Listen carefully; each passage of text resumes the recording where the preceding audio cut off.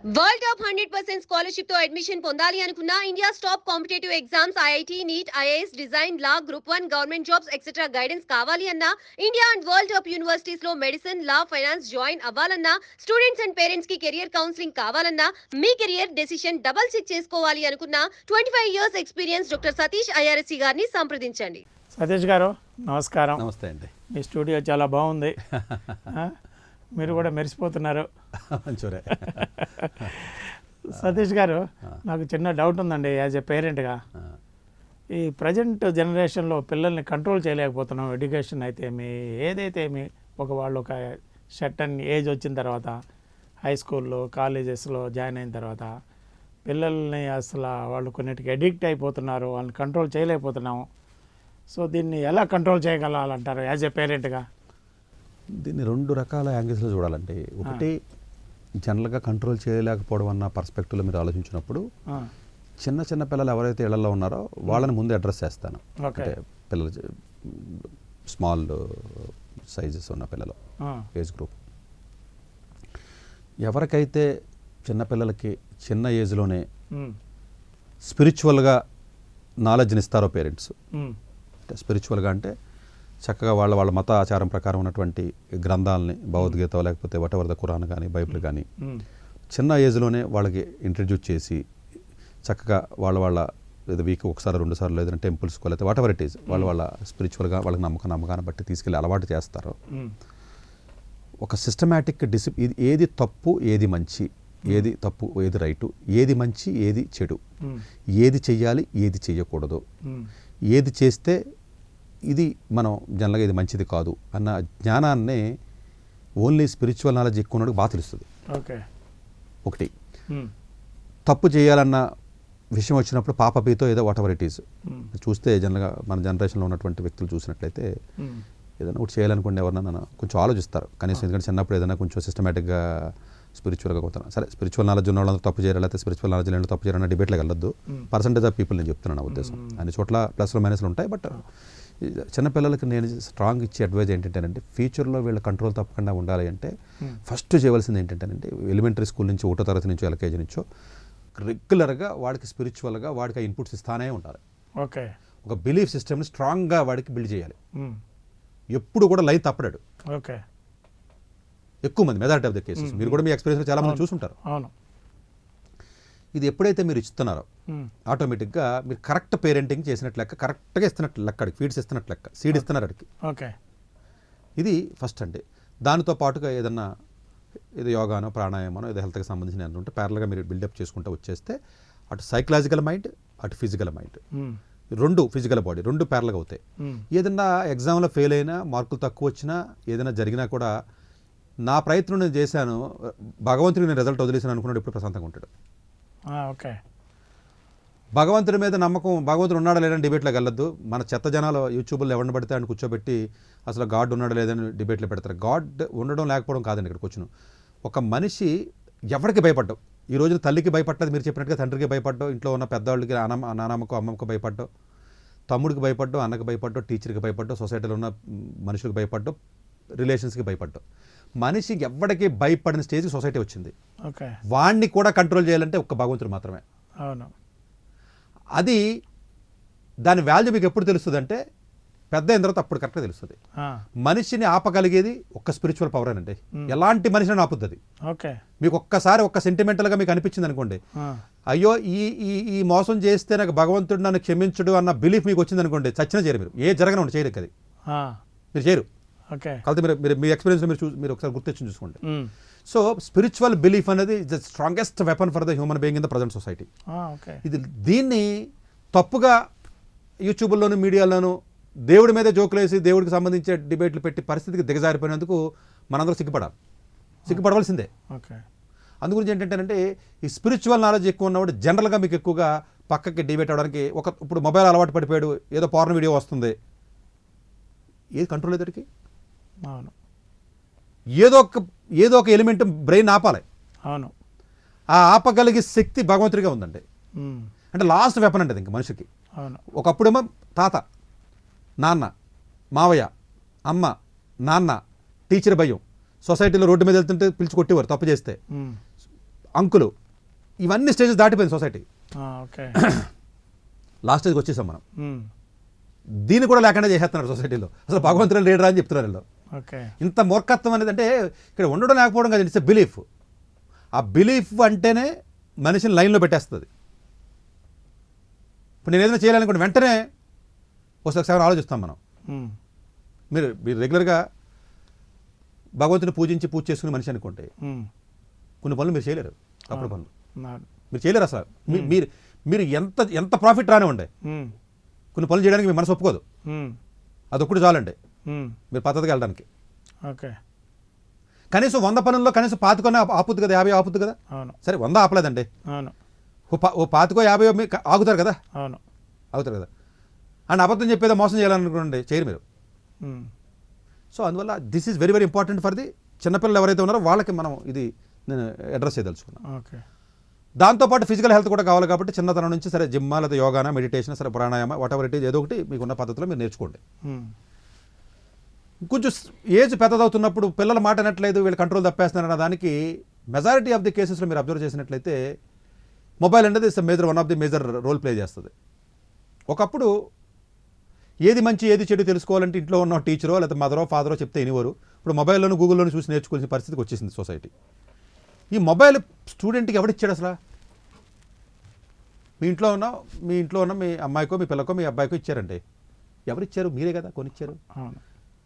మీరే కొనిచ్చి లేకపోతే మీ వైఫ్ అంటే వాళ్ళ మదర్ని లీనియన్స్గా తీసుకుని ఎప్పుడైతే మొబైల్ అడుగు 6వ తరగతిలోనో 7వ తరగతిలోనో 8వ తరగతిలో మీరే అలవాటు చేసి మీరే ఇచ్చి, సరే కోవిడ్ వచ్చింది ఇచ్చాం అదంతా పక్కన పెట్టండి. అదే కోవిడ్లో చాలా మంది బాగుపడ్డవాడు ఉన్నారనుకుంటే పక్కన పెట్టండి, అదో ఎక్స్క్యూజ్ అంతే. మీరే ఇచ్చి సరే ఇటు పాడైపోయాడు, ఇటు అతను మొబైల్ కొన్నాడు అంటే చిన్నతనంలో మీరు ఇవ్వబట్టే కదా, 6వ తరగతిలో ఇవ్వబట్టే కదా 10వ తరగతిలో మొండిగెత్తేసాడు. స్వీట్ పెట్టి తినద్దంటే ఎలాగా? మీకు స్వీట్ ఇష్టం అండి, మా ఇంటికి వచ్చారు, టేబుల్ మీద ఉంది మంచి స్వీటు, మీరు అసలు ఆగలేకపోతున్నారు. నేనేమో ఆఫర్ చేయట్లా, మీరేమో నన్ను అడగలేకపోతున్నారు. తినద్దండి అని అన్నాను నేను, మీకు ఎంత బాధ కలుగుద్ది? అసలు స్వీట్ లేదు టేబుల్ మీద, మీకు గుర్తులేదు అంతే. నేను స్వీట్ పెట్టద్దు అంటున్నా, మీరు ఇవ్వడం ఎందుకు? నెత్తి నోరు కొట్టుకోవడం ఎందుకు? స్వీటే బైపాస్ చేసేద్దాం, అయిపోయింది అంతే. టీవీ చూస్తున్నాడంటే టీవీని తీసేయి, అయిపోయింది. మొబైల్ తీసి అయిపోయింది. అంటే మీరు సొల్యూషను రూట్ లెవెల్లోనే తీసేయాలి, దాన్ని కట్ చేయాలి. మీరేం చెప్తున్నారంటే నేను కారు ఇస్తాను తిరగొద్దు అని చెప్తున్నారు కొడుక్కి, డబ్బులు ఇస్తాను ఖర్చు పెట్టద్దు అని చెప్తున్నారు. డబ్బులు ఇస్తాను కానీ ఖర్చు పెట్టద్దు, జాగ్రత్త ఖర్చు పెట్టాలంటున్నారు. అసలు ఇవ్వడం ఎందుకు, జాగ్రత్త ఖర్చు పెట్టడం ఎందుకు? మీరు కారు ఇవ్వడం ఎందుకు, యాక్సిడెంట్ చేయొద్దు అంటే ఎందుకు? మోటార్ సైకిల్ ఇస్తాం ఎందుకు, తిరగద్దు అంటాం ఎందుకు? మొబైల్ ఇవ్వడం ఎందుకు, మొబైల్ ఎడిక్ట్ అవ్వద్దు అంటాం ఎందుకు? అంటే పేరెంట్గా ఏం ఆలోచిస్తారంటే అవసరానికి ఇబ్బంది పడకుండా వాడుకోమని ఇస్తాడు, కారు ఇస్తాడు కాలేజ్ దాకా. దానికి మళ్ళీ ఇందాక తూకం ఫార్ములా, మీరు వెయింగ్ మెషిన్ పల్లెటూరులో తూకాలు వేస్తారు తెలిసి, రాళ్ళు వేసి తూకం ఏదా వేయాలి? మీరు నేను ఇవ్వడం వల్ల టెంపరీగా, అదే మీరు ఆ పిల్లోడికి ఇవ్వడం వల్ల మీకు ఈ బెనిఫిట్ వస్తుంది ఎకడమికల్గా, ప్లస్ ఇది ఇవ్వడం వల్ల జరగబోయే అనర్థాలు ఏంటి అనేది మైనస్ని కూడా ఇక్కడ వేయండి. ఇప్పుడు తూకం ఇటు తూగింది ఎక్కువ, మైనస్ ఎక్కువ తూగింది కదా, ఈ ప్లస్ పోయినా పర్లా. ఓకే. నాకు 25 రూపాయలు మన లాభం బెటరా, 75 రూపాయల నష్టం బెటరా అన్నది మనం ఆలోచించుకోవాలి. అంటే ఎక్కడ మైనస్ జరుగుతుంది, ఎక్కడ మీకు ఓవరాల్గా జడ్జ్ చేయాలి. మీకు ఒక ఓవర్ కాన్ఫిడెన్స్ ఉంటుంది. పేరెంట్కి పొగరు ఓవర్ కాన్ఫిడెన్స్ ఏంటంటే, మా అమ్మాయి చాలా మంచిది, అసలు అడుగు దాటదు, చెప్పినట్టు వింటుంది, మా అబ్బాయి అసలు చెప్పినట్టే వింటాడు, ఈ మిగతా వాళ్ళ పిల్లలందరూ వేరు నేను వేరు అని చెప్పి ఈ పిల్లల మీద వాళ్ళకున్న ఓవర్ కాన్ఫిడెన్సే వాళ్ళ నాశనానికి పునాది. అసలు 18 years లోపు ఉన్న పిల్లల్ని నమ్మమని ఎవడు చెప్పాడు? అసలు భూమి మీద మీరు తండ్రి ఫస్ట్ చేసిన పని చెప్పిన 18 సంవత్సరాల లోపు ఉన్న ఏ స్టూడెంట్ మాట మీరు నమ్మకూడదు. Is hormones. ఓటు హక్కు ఉందాడికి లేదు కదా, పెళ్లి చేసుకుని ఇస్తారా, చేసుకునేవారు కదా, ఎందుకని? వాడికి మెచ్యూరిటీ లేదనే కదా, డిసిషన్ కూడా తీసుకున్నాడు, అవసరానికి అబద్ధాలు చెప్పేస్తారు వాళ్ళు. అందువల్ల వాళ్ళ మాటలు నమ్మి మా అబ్బాయి చాలా మంచోడు, బాగా తెలివైనోడు, క్లాస్లో ఫస్ట్ వస్తాడో, నా మాట దాటడో, నేనే చెప్తా అది ఏంటాడని చెప్పేసి మూర్ఖత్వం పేరెంట్స్ ఎవరైతే ఉన్నారో వాళ్ళ పిల్లలై ఎదిరిచ్చేస్తారు మనల్ని 18 దాటిన తర్వాత. దాని ప్రేమని పేరెడతారు వాళ్ళు. వీళ్ళకి ఆ పేర్ల డిఫరెన్స్ తెలియక. అందువల్ల ఏంటంటే ఆ స్టార్టింగ్లో ఇది చేయడం వల్ల మళ్ళీ ఆడినట్ల. రెండోది రీజన్, ఇంకొంచెం పెద్ద అవుతాడు.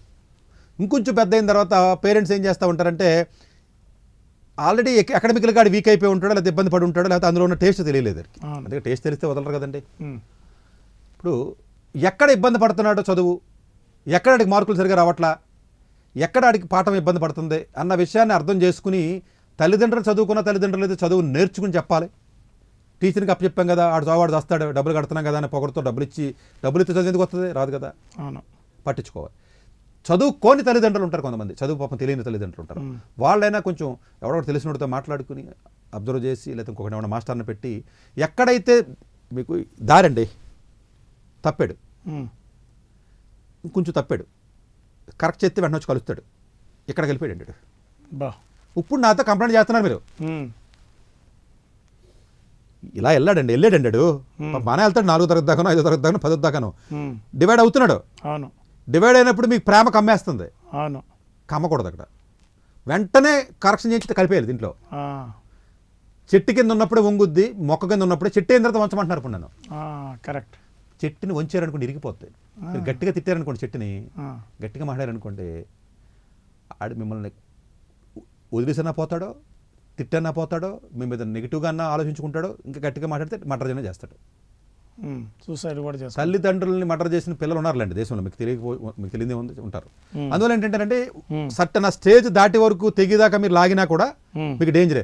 అది ఇనీషియల్గా వీడు ఏదైనా మొబైల్కి అడిక్ట్ అయ్యాడా, సిగరెట్లు తాగుతున్నాడా, డ్రగ్స్కి అడిక్ట్ అయ్యాడా, ఎలాంటి ఫ్రెండ్స్ ఉన్నారో, వీకెండ్స్ ఎక్కడికి వెళ్తున్నాడో, వీడు చదువులు ఎలా ఉన్నాయి, పెర్ఫార్మెన్స్ ఏ విధంగా ఉంది, ఫ్రెండ్స్ ఎలాంటి చూసి కూడా మీరు గెస్ చేయొచ్చు. ఫ్రెండ్ వీక్గా ఉండనుకోండి, ఫ్రెండ్ బట్టి కూడా గెస్ చేయొచ్చు. ఈ పేరెంట్స్కి టైం స్పెండ్ చేసి వెళ్ళాలి, కాలేజీకి వెళ్ళాలి, స్కూల్కి వెళ్ళాలి, పిల్లలతో మాట్లాడాలి, ఫ్రెండ్స్తో మాట్లాడాలి. ఫ్రెండ్ బట్టి కూడా వీడు ఎలాంటి కూడా చెప్పొచ్చు. ఇప్పుడు మీ ఫ్రెండ్ బట్టి మీరు ఎలాంటి కూడా చెప్పొచ్చు అండి, మీ ఫ్రెండ్స్ బట్టి కూడా మీరు ఎలాంటి కొంత గెస్ చేయొచ్చు కదా. అవును. ఇట్లాంటి జాగ్రత్తలు తీసుకుని అక్కడైనా కొంత కట్ చేయాలి. ఇంకా ముదిరిపోయాడు, ఆల్రెడీ అలవాట్లు అయిపోయినాయి, ఎడిక్ట్ అయిపోయాడు, ఇంక మొత్తం అంతా అయిపోయాడు అనుకుందాం, ఇంకా ఆపరేషన్ బెడ్ మీదకి వచ్చినాడు, మందులతో తగ్గదానికి ఇంకా. అవును. సో వీలున్నంత వరకు కూడా అలాంటి స్టూడెంట్స్ని మీరు హ్యాండిల్ చేయాలి అంటేనంటే, వీలున్నంత వరకు కూడా వాడికి అంటే మేబీ మీరు రోజు చెప్తూ ఉంటారు కాబట్టి మాటలో మేబీ మీ మాటలో వాడికి నెగిటివ్గా ఉంటాయి జనరల్గా. ఎందుకంటే చెప్పి పేరెంటే కాబట్టి పెద్ద బోరింగ్గా ఉంటే పట్టించుకోవడం అవడం. మా నాన్న రోజు వాగుతూనే ఉంటాడు పొద్దున్న సాయంత్రం దాకా అని చెప్పి దాన్ని పెద్ద పట్టించుకోరు జనరల్గా. అట్లాంటి సందర్భంలో జనరల్గా కొంచెం తెలిసిన డిఫరెంట్ అట్మాస్ఫియర్లో కానీ, డిఫరెంట్ పీపుల్తో మాట్లాడడం కానీ, డిఫరెంట్ పీపుల్తో కల్పించడం కానీ, లేకపోతే మాట్లాడించడం కానీ, చేయడం కానీ, అట్లాగే కొన్ని ఫెసిలిటీస్ అవసరమైతే మనం తగ్గించడం కానీ, లేకపోతేనేమో ఇట్లాంటివి కొన్ని జాగ్రత్తలు ఏదైనా మనం తీసుకున్నట్లయితే ఫ్రెండ్స్ని అవసరమైతే మార్చడం కానీ, లేదా ప్లేస్ మార్చడం కానీ, కాలేజీ మార్చడం కానీ, కొంత దూరంగా పెట్టడం కానీ, ఇబ్బందికరమైనటువంటి పరిస్థితులు ఉన్నప్పుడు దూరంగా పెట్టడం కానీ. స్టార్టింగ్ అయితే డ్రగ్స్ అలవాటు అయినాయండి, 2 నెలలు పోయిన తర్వాత మీరు ఇనీషియల్గా అయితే కంట్రోల్ చేసేయగలరు. మీరు 1 year 2 years డ్రగ్స్ అలవాటు అయిన మ్యాక్సిమం స్టూడెంట్స్లో మీకు చాలా మంది స్టూడెంట్స్ కాలేజీలో డ్రగ్స్ అలవాటు అయిన ఉంటారండి. గంజాయి, వీడియో అలా ప్రతి కాలేజీలో దొరుకుతాయి, మేము చూస్తూ ఉంటాం, తాగుతూ ఉంటారు. అమ్మాయిలే తాగేస్తున్నారు, ఇంకా అబ్బాయిలు కూడా ఏమంటాయి. సో ఇవన్నీ కూడా ముందే గుర్తించి జనరల్గా నన్ను నమ్మవా అని అడుగుతాడు వచ్చి. పేరెంట్ ఏమంటాడు, అయ్యో నా బంగారం అమ్మ నువ్వు, నేను నమ్మకపోతే నేను ఎవరు నమ్ముతాను, ఈ చెత్త మానాలి. సో అందువల్ల ఏంటంటేనంటే జనరల్గాను ఇక్కడ నమ్మకం మంచోడా చెడ్డోడా కాదండి, మీరు నమ్మంది ఏజ్ని మనిషిని కాదు. మీరు మీ అబ్బాయిని మంచోడు కాదంటలేదు, మీరు ఏజ్ని నమ్మొద్దు, అమ్మాయినైనా అబ్బాయినైనా. ఆ ఏజ్ అయ్యే వరకు మీరు జాగ్రత్తగా ఉండవలసిందే. మీరు మనిషిని నమ్ముతున్నారు, ఏజ్ని నమ్మట్లేదు, ఆ విషయం మర్చిపోవద్దు.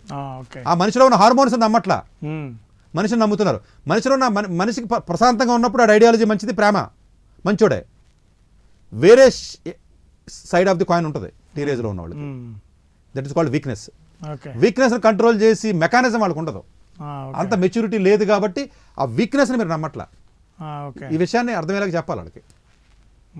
సో అందువల్ల ఏంటంటే జనరల్గా కంట్రోల్ చేసేటప్పుడు ఫేజర్ మేనర్లో చేయడం, లేకపోతే కౌన్సిలింగ్కి తీసుకెళ్ళటం, లేకపోతే ప్లేసెస్కి దూరంగా ఉంచడం, లేకపోతే వాళ్ళకి కొంత కంఫర్ట్ జోన్లో ఉంటే బయటకు తీసుకురావడం.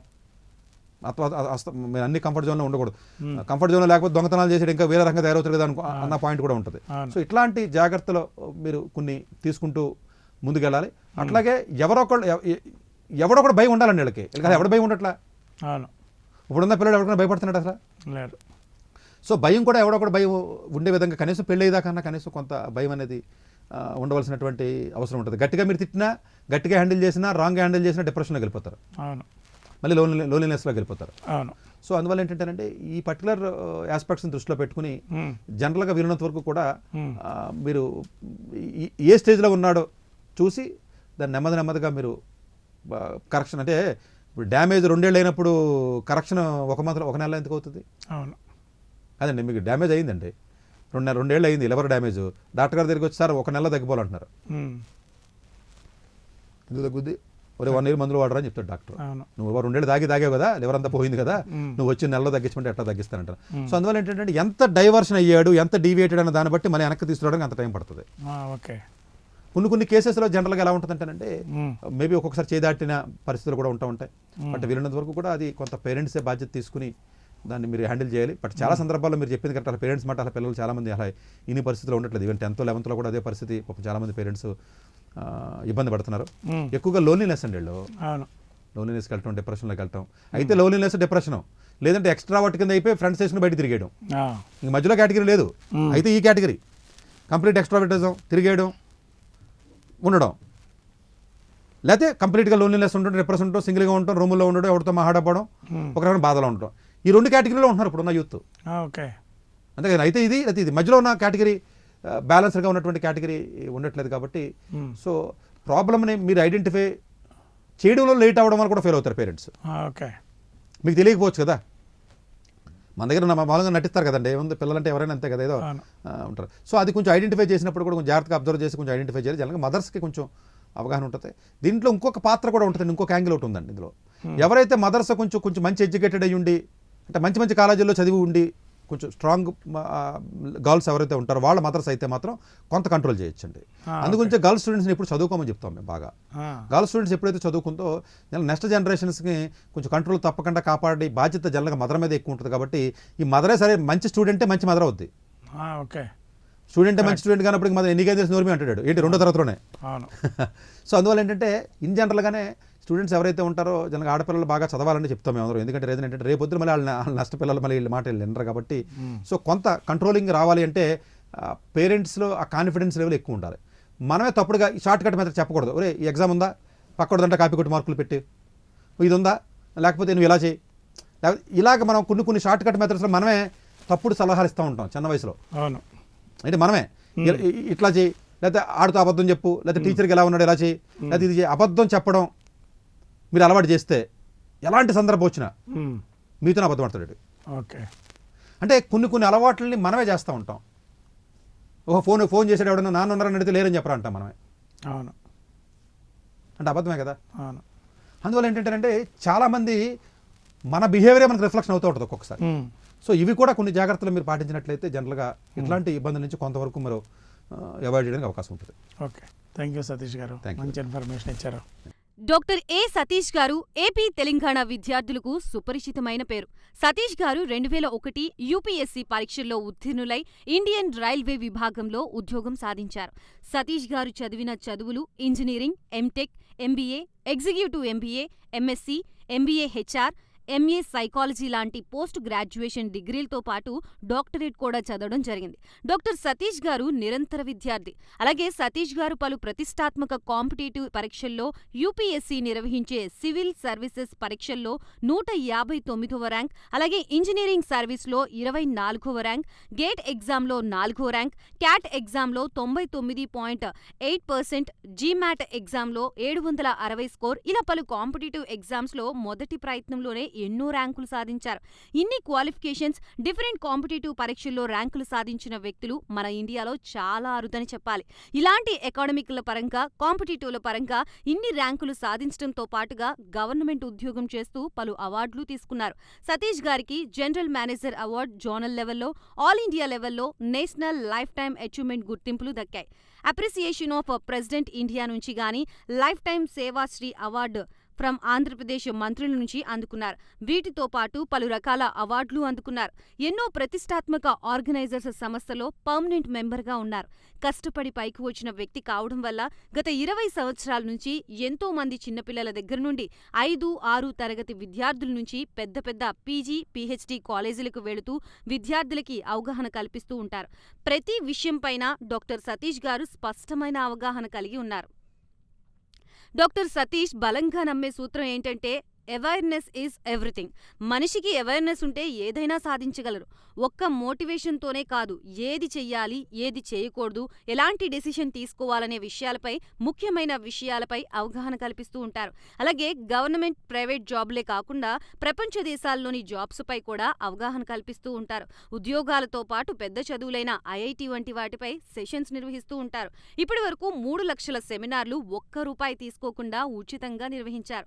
ఇందులో భాగంగా మన ప్రైమ్ 9 ద్వారా విద్యార్థులకి మోటివేషన్ ఇవ్వడానికి మీ ముందుకొస్తున్నారు డాక్టర్ సతీష్ గారు.